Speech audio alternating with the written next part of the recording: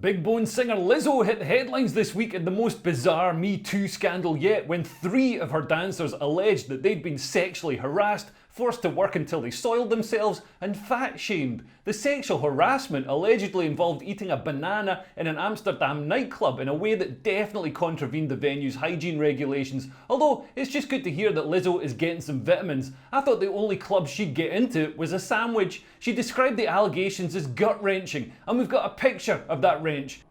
Because she's fat. Here is the only picture I could find of a bigger spanner. Look, I don't want to have a go at Lizzo, she's got enough on her plate. In fact, I want to applaud her for fat shaming, although I have to wonder how fat were the bodies if she was shaming them. It's a pot kettle black situation and the pot is full of macaroni cheese. We need to bring back shame. We have an increasing obesity problem in the West, particularly since lockdown when the government decided, in their infinite wisdom, to shut the gyms and lock us in our houses next to the fridge. Nearly 2/3 of people in the UK are overweight and a quarter are obese. Our corpulence brings a heap of health problems and costs the NHS billions. But instead of encouraging people to be healthy, society is applauding obesity. Adverts which used to present unattainable perfection and rock-hard rippling abs are now full of fat people, and social media is full of fat activists pushing a message of fat acceptance.